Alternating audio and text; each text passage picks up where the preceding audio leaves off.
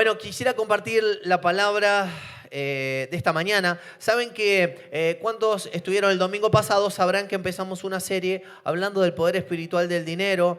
Y bueno, ahí me dijeron de que hubo mucho debate en los grupos de conexión con esta palabra que compartimos, porque muchos de nosotros ni siquiera imaginábamos que Dios nos podía llevar a un nivel de abundancia y de bendición en todas las áreas de nuestra vida, pero aún también en el dinero, porque a veces cometemos el error de pensar que la abundancia solamente viene por la cuenta del banco completa, pero la abundancia en nuestra vida viene por la presencia del Espíritu Santo y la presencia del Señor en medio de nuestra vida y en medio de nuestra casa.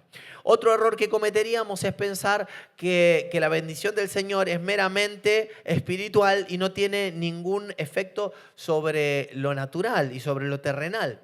Y entonces que correríamos el riesgo de dejar nuestras finanzas por fuera de la bendición de Dios, lo cual sería una pena. Pero estábamos hablando de que el Señor no nos quiere en un modo supervivencia, sino que Él nos quiere llevar a un modo abundancia, ¿no? Nivel 5 dijimos, ¿no? Algunos no sé si se acuerdan lo que nivel 5 significa, pero si no, pregúntalo, ahí escuchá la predicación en YouTube, porque creo que puede romper algunos paradigmas, romper algunos moldes. ¿Qué cambiamos? Esta. Queda poquito. Mira, y bien abierta y todo. Se ve que del otro día dijeron, no, pues el pastor se ahoga en un vaso de agua. Bueno, gracias amigos. Bueno, vamos a seguir con la palabra, con la segunda palabra que voy a compartir respecto del poder espiritual del dinero. Vamos a leer juntos Proverbios 21:20. Proverbios 21:20.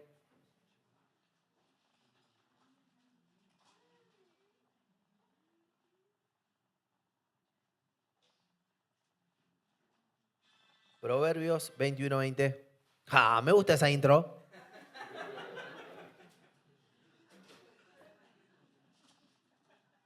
Me gusta esa intro para empezar la prédica.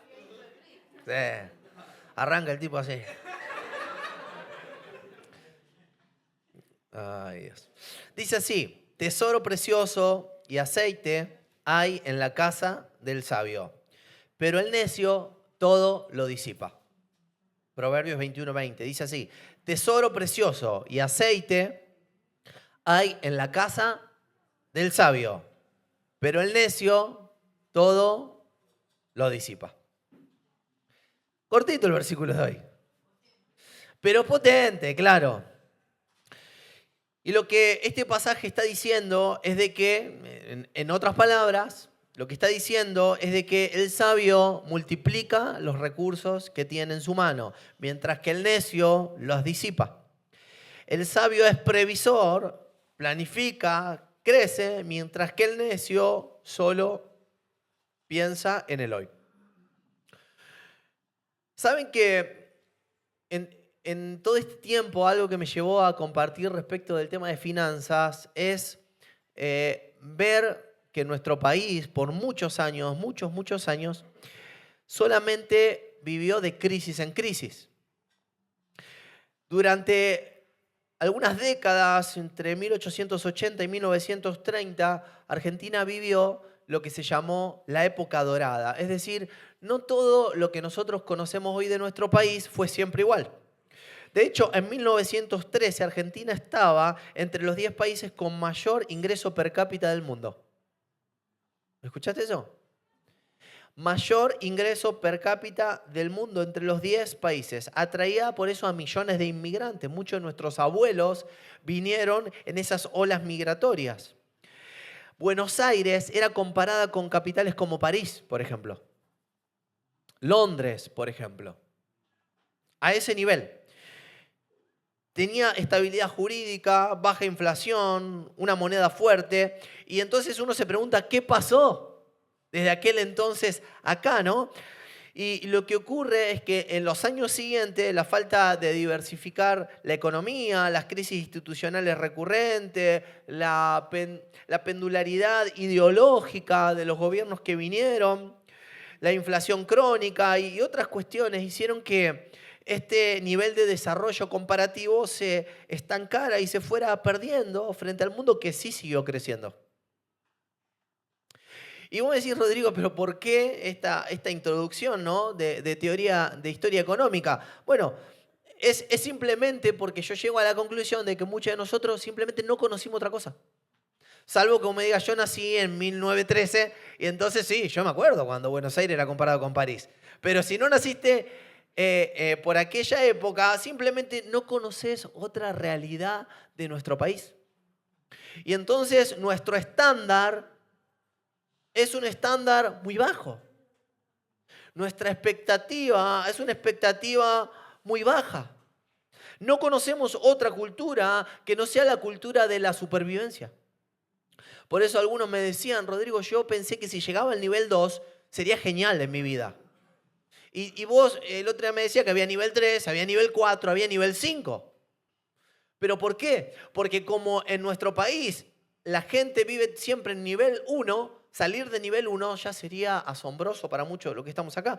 ¿Por qué? Porque simplemente no conocemos otra cultura que no sea la cultura de la supervivencia. ¿Se entiende? Ahora, quiero decirte algo, que la palabra del Señor fija otro estándar, que no es el nivel 1. Fija el estándar de la abundancia, porque la palabra del Señor dice que el estándar es el siguiente, que en la casa del sabio hay abundancia. Dice que hay un tesoro precioso y aceite, que el aceite era un bien muy preciado, que servía para mantener el valor en el tiempo, servía para la salud, servía para la comida, servía para muchas cuestiones. Entonces quienes administraban el aceite y acumulaban el aceite eran vistos como personas sabias, prudentes, bendecidas. Por eso dice que en la casa del sabio hay tesoro precioso y en la casa del sabio hay abundancia de aceite. Es decir, la palabra del Señor fija un nuevo estándar. No el estándar de una cultura de sobreviviente. La palabra del Señor fija el estándar de abundancia. Entonces esta mañana decí, yo quiero fijar en mi vida el estándar de la palabra de Dios para mí. Quiero fijar el estándar de la abundancia que Dios preparó para mí.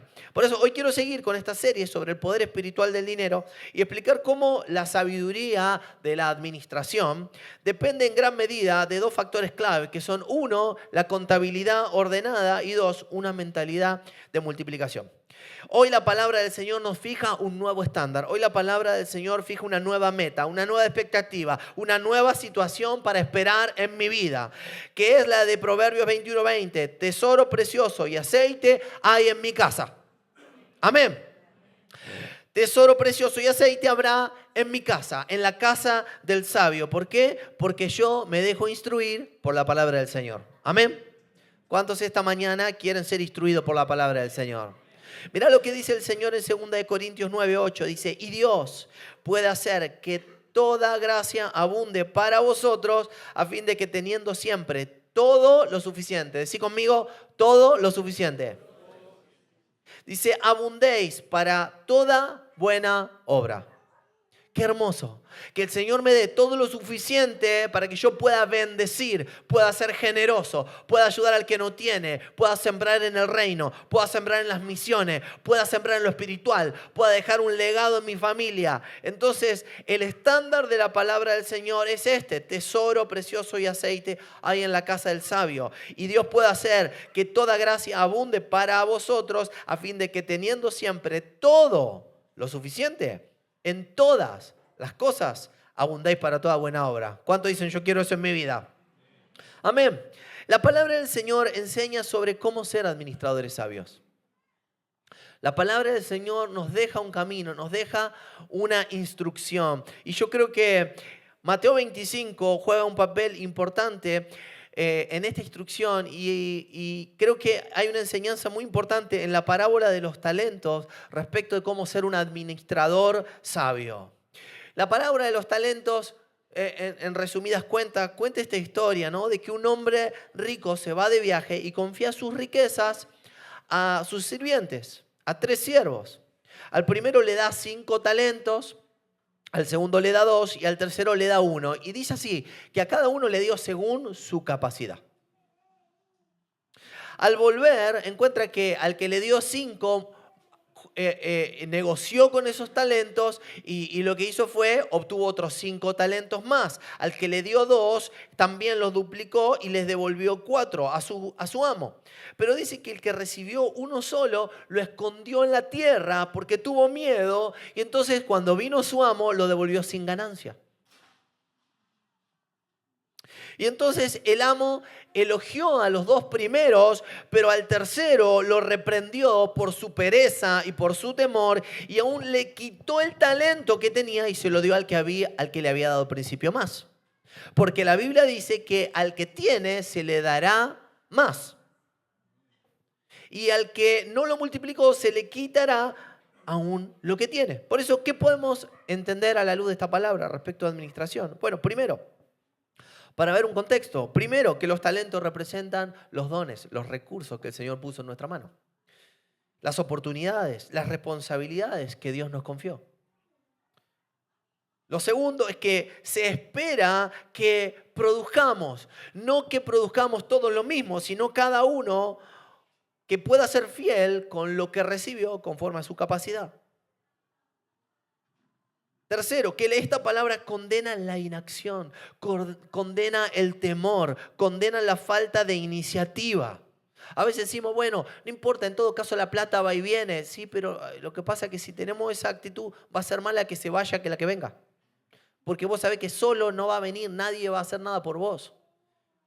Entonces, fíjate lo que nos enseña esta palabra, ¿no? Dios espera fruto de nuestra vida y recompensa a los que trabajan con lo que Dios les ha dado. También advierte que el que no administra su parte, la pierde. Por eso, vuelvo a esto, hoy quiero enfocarme en 2 aspectos de una administración sabia, de una administración prudente. Y son las que obtenemos de este pasaje, ¿no? Primeramente, ¿cuáles son las claves para la administración? Bueno, primeramente, conocer mis recursos, es decir, llevar una contabilidad precisa de los recursos, talentos y oportunidades que Dios me dio. Y segundo, desarrollar una mentalidad de multiplicación. Decí conmigo, conocer mis recursos y desarrollar una mentalidad de multiplicación. Primero, conocer mis recursos, es decir, tener una contabilidad precisa, una contabilidad ordenada, una contabilidad clara. La Biblia enseña mucho acerca de la contabilidad.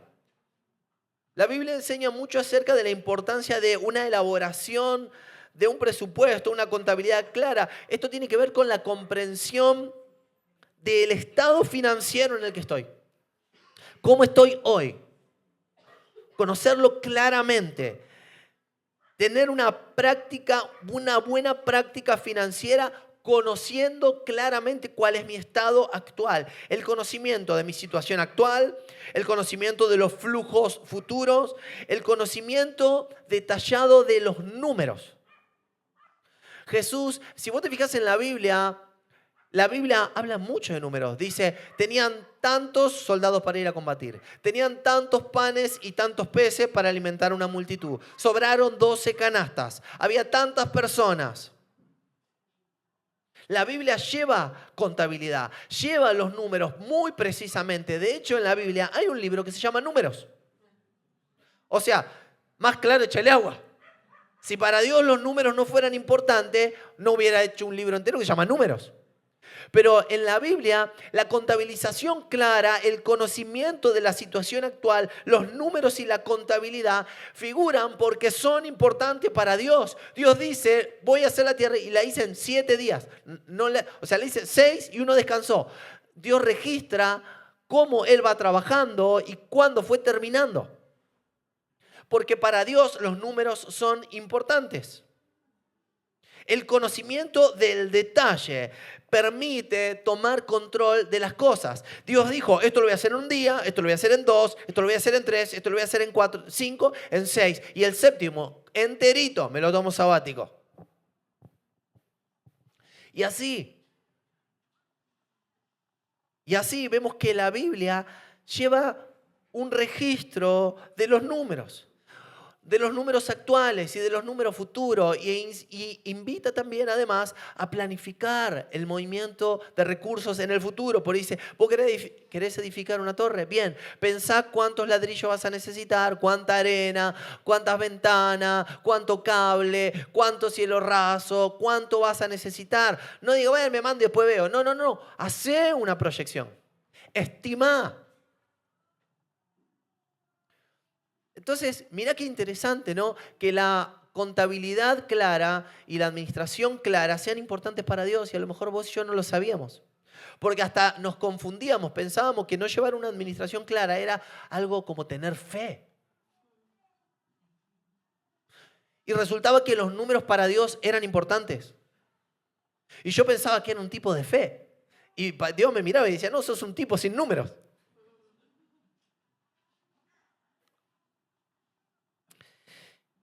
Ahora, ¿cuál es el problema de una contabilidad desordenada? Bueno, es que a veces vivimos como si pudiéramos gastar algo que no podemos gastar. ¿Por qué? Porque no sabemos cuánto tenemos. Llevamos estilos de vida que no son sostenibles. Ejemplo, me compro el iPhone 25, no está en el 16, pero me compro el iPhone 16, lo pago en 85.000 cuotas.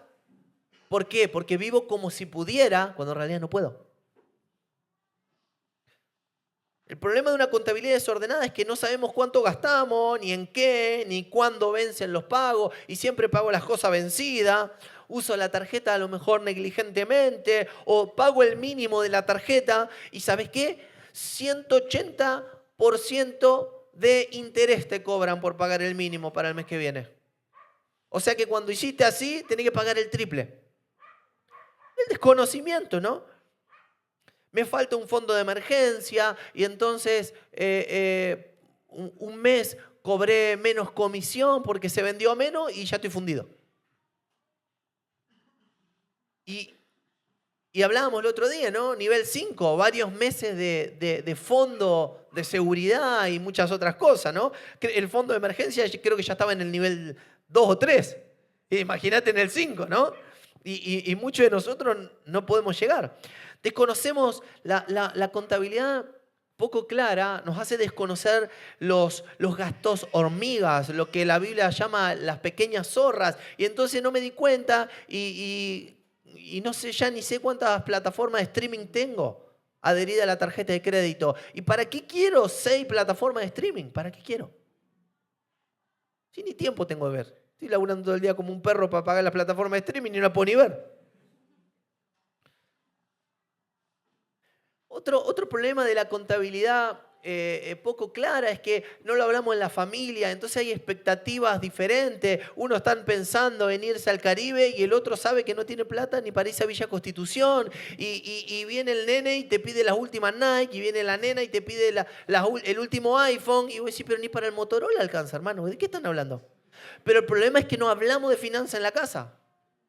El problema es que no educamos, el problema es que no enseñamos, el problema es que no compartimos y a veces es un gasto, a veces es un problema nuestro porque no queremos trasladar estrés a la familia y también no hace falta ser fatalista, pero sí hace falta educar. Hace falta hablar. A veces nos da vergüenza porque lo consideramos un fracaso financiero y entonces nos da vergüenza hablar de esto con nuestro cónyuge. Pasa que a veces en la familia la mujer o el hombre tienen plata escondida porque no quieren contar de qué gastó. Hay deudas escondidas porque no quieren contar con qué se endeudó. Y esto es parte de meternos bajo maldición.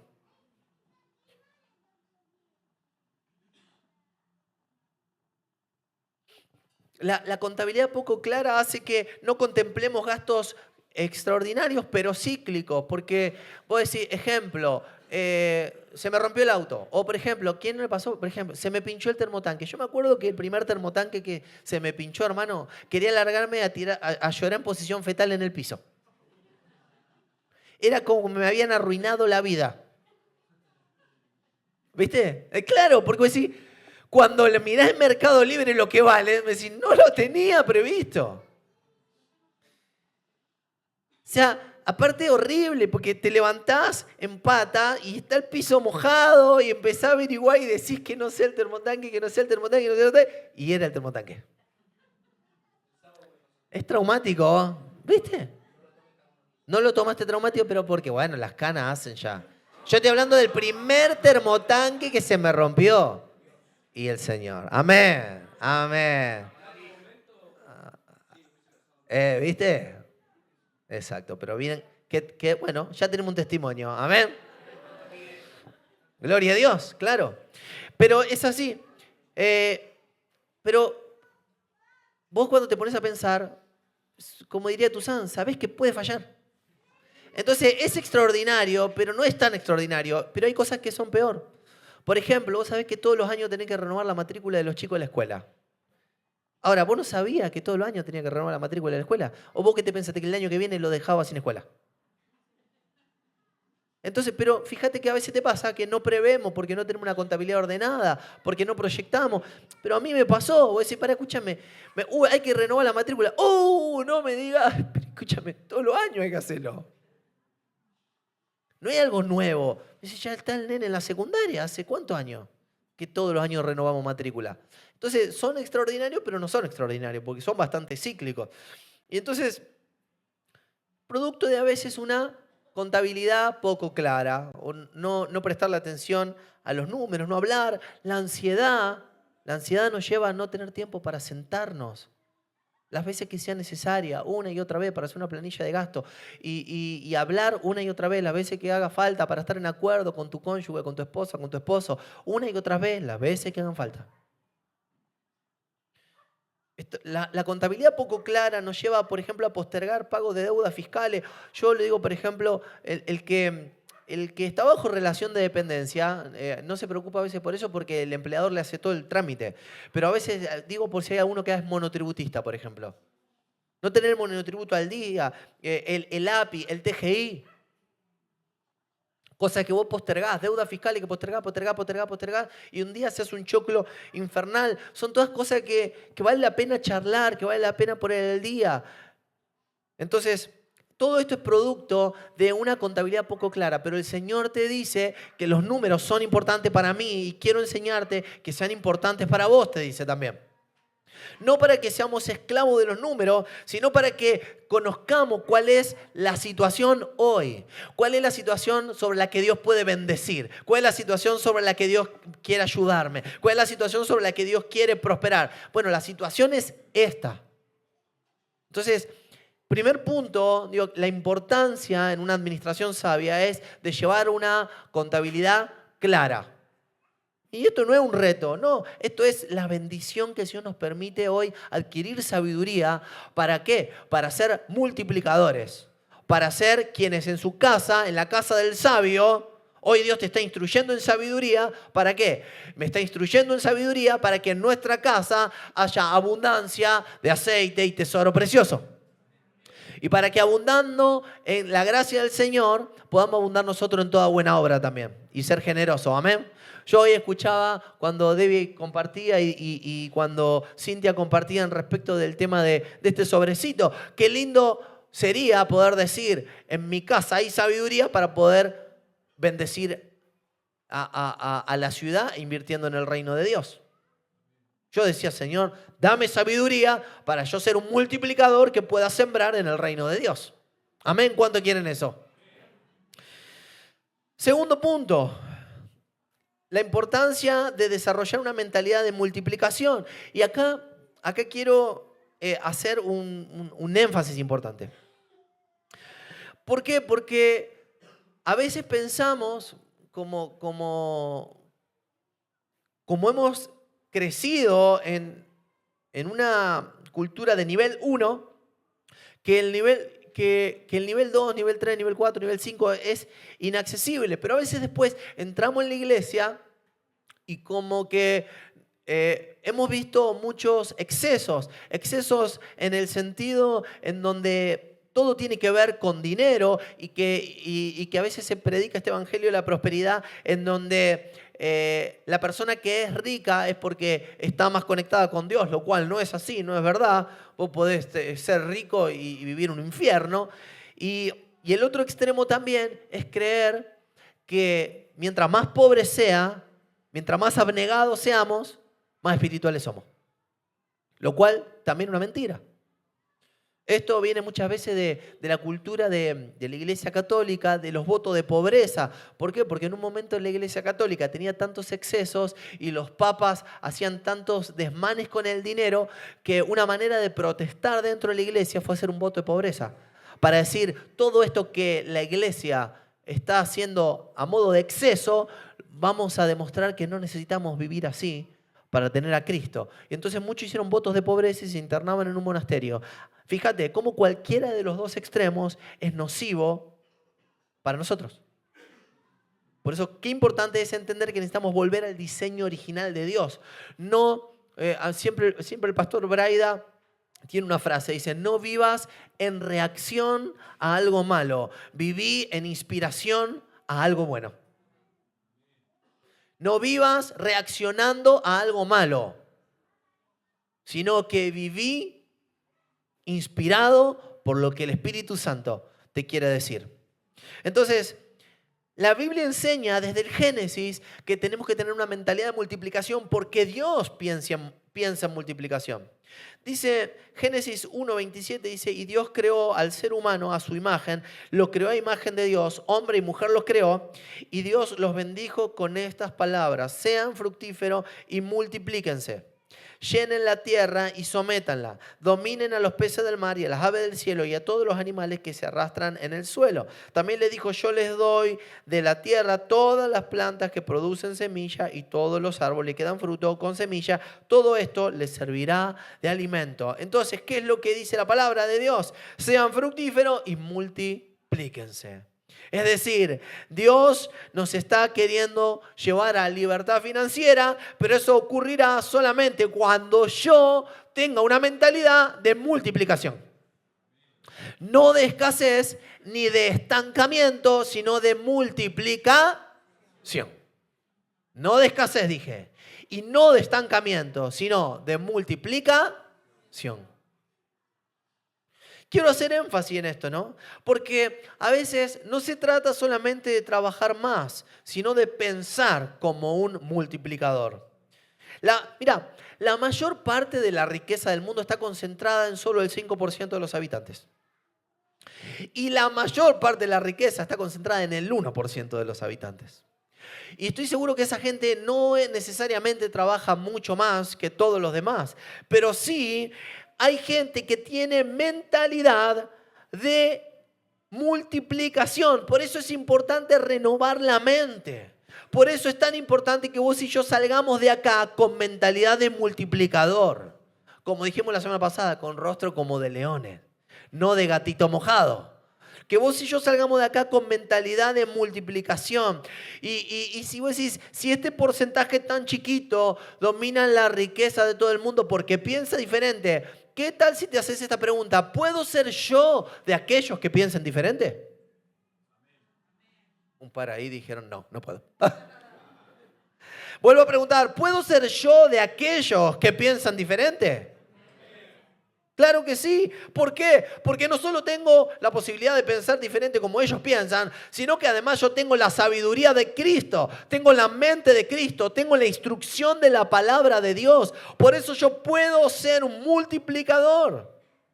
Yo puedo ser parte. Porque tengo el Espíritu de Dios, tengo el temor del Señor que es el principio de la sabiduría y tengo la bendición de Dios. Por eso es necesario simplemente aprender a usar lo que Dios ya me dio. Amén. Mateo 13 dice, al que tiene se le dará más. ¿Escuchaste? Al que tiene se le dará más. Así que cuidado, porque a lo mejor tu mentalidad es que el que no tiene necesita que alguien lo ayude. Cuando yo no tengo, necesito que el gobierno me ayude, necesito que alguien con más ingresos me ayude. Y lo que la Biblia dice es que al que tiene se le dará más y al que no tiene se le quitará lo que tiene. ¿Por qué? Porque Él nos ha dado la responsabilidad de multiplicar. Y yo soy generoso y quiero ser generoso con el que no tiene, pero cuando no tengo, no me quito la responsabilidad, ni espero que el gobierno me lo solucione, ni espero que alguien que está mejor me lo solucione. No, el Señor me ha dado sabiduría, recursos, talentos y capacidades, relaciones interpersonales y todo lo que necesito. ¿Para qué? Para multiplicar. En lo que dice la Biblia, no lo digo yo. Él me ha dado. A lo mejor no tenés 5 talentos, tenés 1, pero por ese talento que el Señor te dio, Él te va a pedir que rindas cuentas. Por eso yo quiero animarte a alcanzar todo tu potencial. Quiero animarte a desarrollar una mentalidad de multiplicación en los años que vienen, porque vos y yo tenemos la sabiduría y la inteligencia de Dios. ¿Lo puedes creer?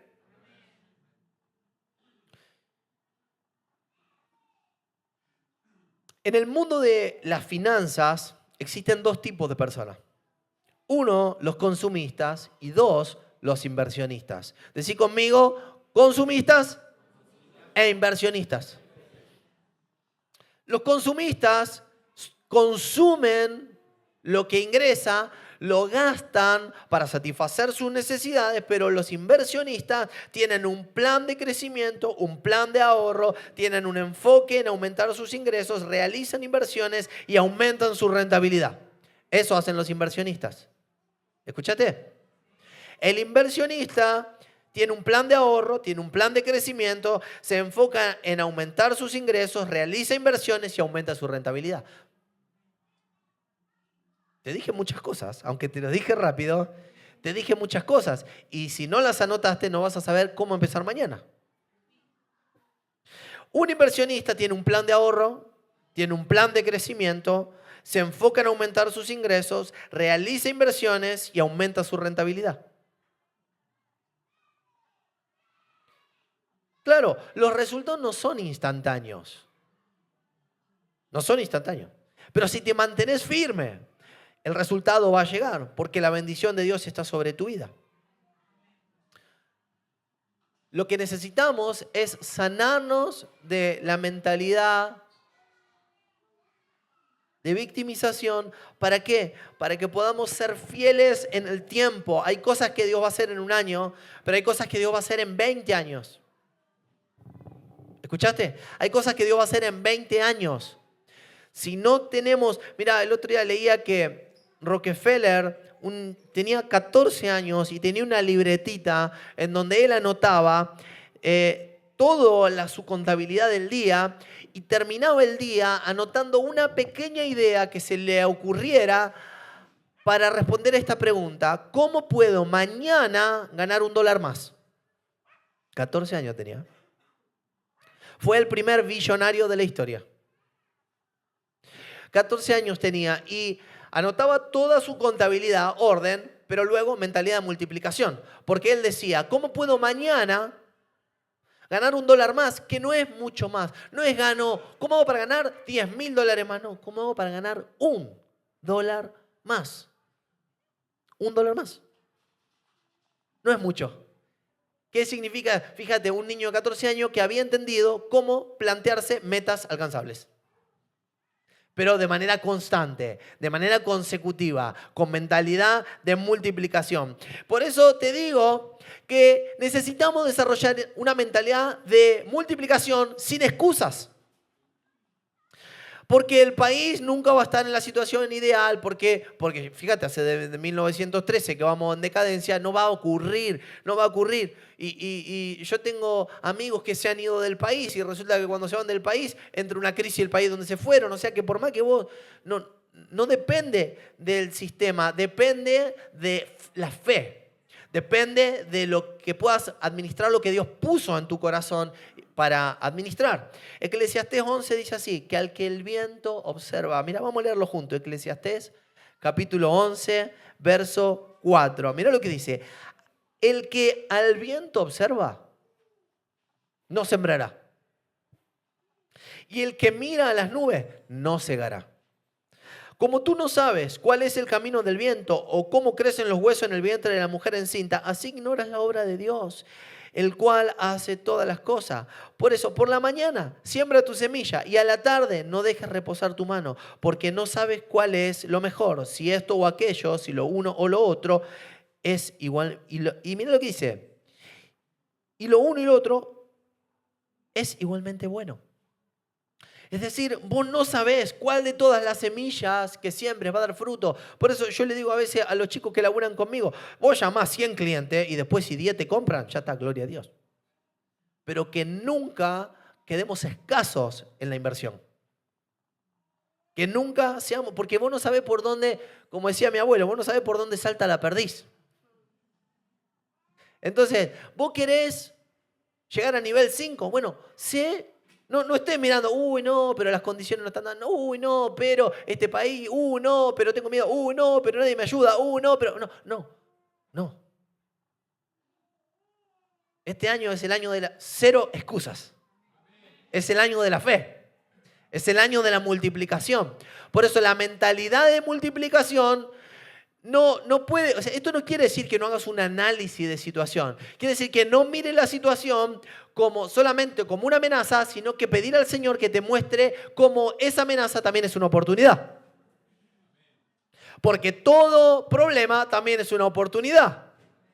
Yo tengo un profesor una vez, me dijo que unos chicos se les ocurrió exportar zapatillas. Y entonces fueron estaban analizando el mercado y dice que fueron dos socios y uno dice que fueron a África y uno dijo, no, dice acá que vamos a vender zapatillas y mira, andan todo en pata. Y el otro dijo, justamente, acá vamos a vender muchas zapatillas porque están todo en pata. Fíjate cómo la misma situación se puede ver de maneras completamente distintas. ¿Qué hizo este? Dijo, listo, papi, quédate tranquilo, seguí con la tuya. ¿Sabe qué dijo? Vamos a buscar una zapatilla que sea bien barata. Y empezó a fabricar alpargatas.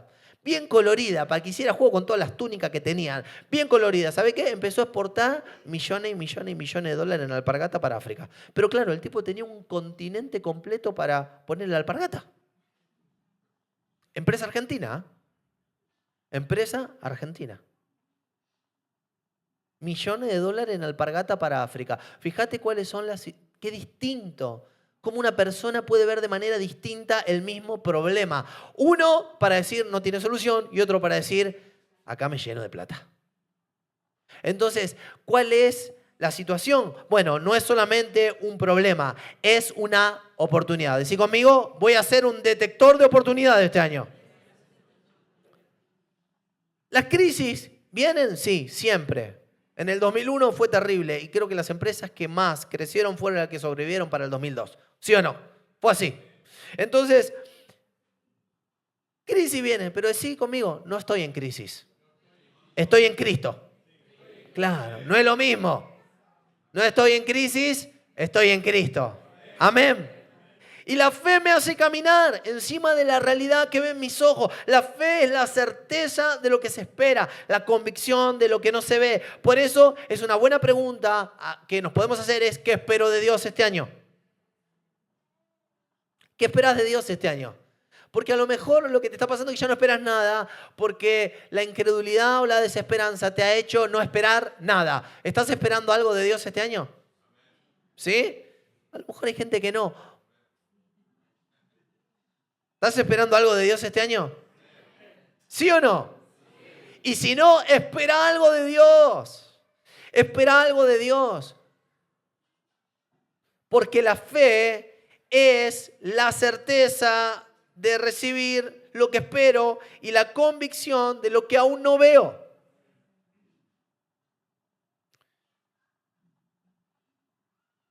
Si Dios no nos negó ni siquiera a su propio Hijo, sino que lo entregó todo por nosotros, ¿cómo no nos dará con Él todas las cosas?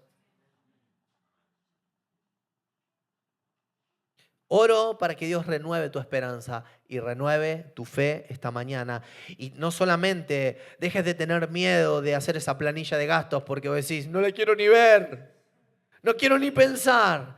No solo para que no tengas miedo de tener una contabilidad clara, sino que no tengas miedo de desarrollar una mentalidad de multiplicación. Una mentalidad de crecimiento, una mentalidad de ir para adelante, una mentalidad de sortear obstáculos, una mentalidad de fidelidad, una mentalidad de sobreponerte a los desafíos con los que te vayas topando. Porque esto no quiere decir que cuando vos salgas con rostro como de leones, Vos no te vayas a encontrar con problemas. Esto significa que Dios estará con vos para sortear esos problemas. Por eso hoy yo te invito a que puedas desarrollar una mentalidad de multiplicación. Y termino con esto, y si Caro ya me acompaña. Termino con esto. En el reino de Dios, llevar una contabilidad clara no está en contra de una mentalidad de multiplicación. Por el contrario, Dios está invitándonos a poder tener claridad de que Él obró un milagro. Segunda de Reyes capítulo 4 habla de la historia de Eliseo y una viuda, una mujer que había heredado una deuda de su esposo, había enviudado. Y la mujer, la viuda, mirá lo que dice, es tremendo, es muy triste la situación que ella estaba pasando, muy angustiante. A lo mejor tu situación hoy sea igual de angustiante.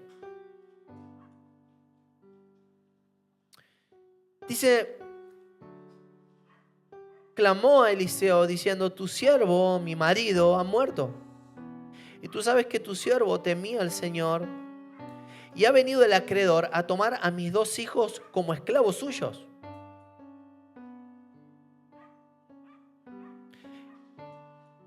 Y Eliseo le dijo, ¿qué puedo hacer por ti? Dime qué tienes en casa. Y ella respondió, tu sierva no tiene en casa nada más que una vasija de aceite. Entonces él le dijo, ve, pide vasijas prestadas por todas partes de todos tus vecinos, vasijas vacías. No pidas pocas, le dijo. No pocas. Luego entra y cierra la puerta detrás de ti y de tus hijos y echa el aceite en todas estas vasijas y poniendo aparte las que estén llenas. Y ella se fue de su lado y cerró la puerta tras sí y de sus hijos y ellos traían las vasijas y ella echaba el aceite. Y sucedió que cuando las vasijas estuvieron llenas, dijo ella a un hijo suyo, tráeme otra vasija. Y él le dijo, no hay más vasija. Y entonces el aceite cesó. Entonces ella fue y se lo contó al hombre de Dios y él le dijo, ve, vende el aceite y paga tu deuda y tú y tus hijos podréis vivir con lo que quede. Mirá, quiero decirte algo. Mientras más clara tu contabilidad, más claro se va a ver el milagro de Dios. Por eso, esta mujer le dijo, no tengo nada. No como nada. Bueno, sí, tengo una vasija de aceite. Ok, tenés una. Contala. ¿Cuántas tenés? Una. Ok. Ahí Dios quiere manifestar su milagro. Ahí Dios quiere, o sea, porque si vos decías, no, capaz que yo tenía más vasijas ahí atrás y no me di cuenta. No, tenés una, estás al horno. Pero Dios quiere hacer el milagro con esa vasija que te dio. Él quiere bendecir. Por eso dice, busca muchas vasijas, muchas ideas, muchos negocios, muchos emprendimientos, muchas capacidades que estés adquiriendo, muchas capacitaciones, muchas vasijas, no pocas. ¿Por qué? Porque Dios quiere bendecir, quiere llenar de aceite esa vasija. ¿Por qué? Porque en la casa del sabio hay tesoro precioso y aceite en abundancia. Por eso dale a Dios vasija que llenar, querido. Dale a Dios vasija que llenar. Movete por fe este año. Movete por fe, no dependa de si no estoy en crisis, estoy en Cristo. No dependo del sistema, dependo de los recursos ilimitados, de aquel que dio hasta su Hijo y cómo no me dará con Él todas las cosas. Por eso, este año, un año de contabilidad clara, pero este año además un año de fe y multiplicación. Un año de crecimiento, un año de inversión, un año de multiplicación. Si es lo que vos querés, ponete de pie y decís, Señor, esto es lo que yo quiero para mi vida. ¿Para qué? Para que la abundancia tenga propósito, para que recibiendo gracia puedas ser parte, colaborador en el reino y puedas abundar en toda buena obra. ¿Escuchan? ¿Cuántos quieren abundar en toda buena obra? Dios quiere bendecirte para que vos seas de bendición. Dios quiere multiplicarte para que vos seas de bendición para otros. Esta mañana oramos, Señor, gracias. Gracias, Jesús. Gracias, Jesús, por hablarnos esta mañana y seguir instruyéndonos en sabiduría para que en nuestra casa haya tesoro precioso y abundancia. Gracias, Señor, porque vos estás sanando, Señor, la vergüenza.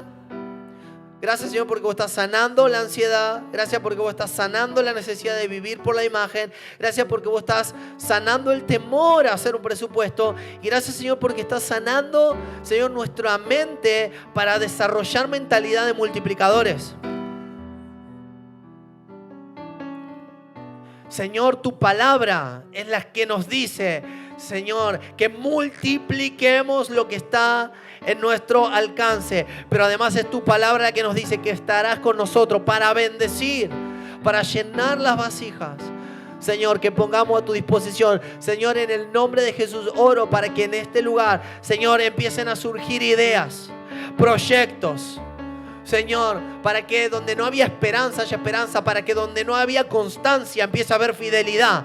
Señor, para que no haya doble ánimo, para que haya, Señor, perseverancia, para que haya mentalidad de crecimiento, mentalidad de multiplicación, mentalidad de buen administrador, de sabio administrador, para que haya mentalidad de generosidad, para abundar en toda buena obra. Señor, para no estar siempre rascando la lata, sino para estar sembrando el que no tiene, sembrando en el reino, sembrando en la multiplicación de otros también. Señor, en el nombre de Jesús queremos salir del nivel 1 e ir a nivel 5, Señor. Nivel de abundancia, nivel de multiplicación, nivel de legado, nivel de, Señor, de crecimiento, nivel de afectar, Señor, la ciudad y mi alrededor, nivel, Señor, de generosidad. En el nombre de Jesús se quiebre ahora toda mentalidad de escasez, todo espíritu inmundo, Señor.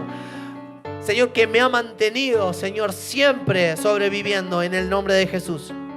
Y Señor, danos orden, claridad. Señor, mostranos por dónde pasa el futuro, por dónde pasan las herramientas del futuro, por dónde pasa la economía del futuro.